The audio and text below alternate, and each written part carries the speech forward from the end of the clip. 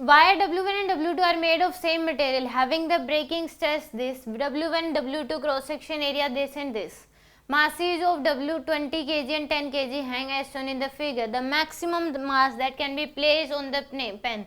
मान लो m मास हम put कर देते हैं तो उस m की वैल्यू क्या होगी कि ये वायर टूटे ना, तो उस केस में स्ट्रिंग में टेंशन कितनी हो जाएगी, मान लो इसमें कितनी है T1 है, तो T1 की जो वैल्यू है वो कितनी आ जाएगी आपके पास 10 प्लस m इंटू में g के बराबर, कितनी आएगी 10 प्लस m इंटू जी। इस वायर में जो स्ट्रिंग टेंशन होगी मान लो वो कितनी है T2 की, उसकी वैल्यू कितनी आ जाएगी आपके पास 20 प्लस 10 प्लस में m इंटू में g के बराबर, ये आएगी आपके पास टेंशन।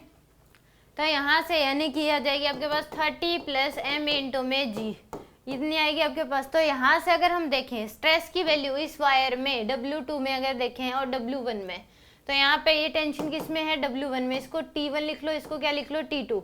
ये T2 जो है इस वायर में टेंशन लगेगी और T1 क्या है इसमें होगी।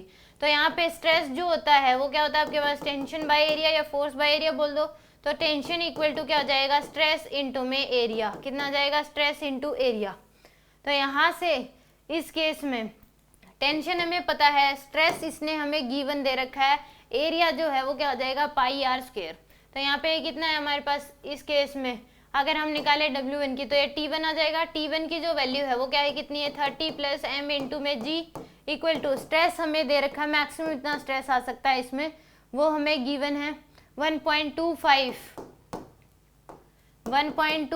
इंटू 10 की पावर 9 इंटू में एरिया आ जाएगा पाई आर स्क्वायर। आर की value cross section area given ही है, W1 में जो क्रॉस सेक्शन एरिया वो कितना दे रखा है 8 इंटू 10 की पावर -7।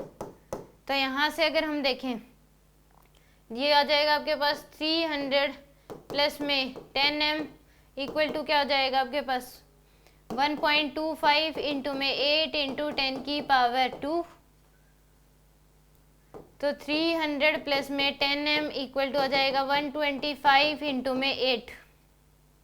तो यहाँ से 125 इंटू 8 125 इंटू में 8 तो आएगा 1000। तो 10m इक्वल टू क्या हो जाएगा आपके पास प्लस में 300 इक्वल टू कितना आ जाएगा आपके पास 1000। तो यहाँ से आपके पास 10m इक्वल टू कितना आ जाएगा 700, m की वैल्यू कितनी आ जाएगी 70 kg। एक तो ये आ गया आपके पास इस इक्वेशन से। दूसरा अगर हम देखें तो यहाँ से आ जाएगा आपके पास, ये तो किस में आया इस केस में अगर इतना मास पेन पे रखेंगे यहाँ पे तो ये वाली वायर जो है वो नहीं टूटेगी। अब इस केस में देखते हैं कि यहाँ पे कितना मास रखें ये भी ना टूटे, तो उस केस में क्या आ जाएगी T2 इक्वल टू क्या आ जाएगा आपके पास स्ट्रेस इंटू में एरिया। T2 की वैल्यू है आपके पास 10 प्लस m इंटू में g इक्वल टू स्ट्रेस दे रखा 1.25 इंटू 10 की पावर 9 इंटू में 8, इसका एरिया दे रखा हमें 4 इंटू 10 की पावर -7।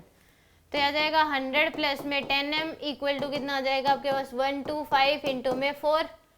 तो यहाँ से 100 प्लस में 10m इक्वल टू आ जाएगा आपके पास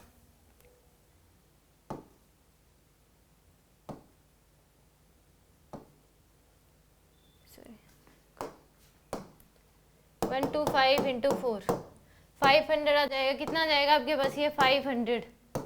तो यहाँ से 10m इक्वल टू कितना आ जाएगा 400। तो m की वैल्यू कितनी आ जाएगी आपके पास 40 kg, कितनी आ जाएगी 40 kg।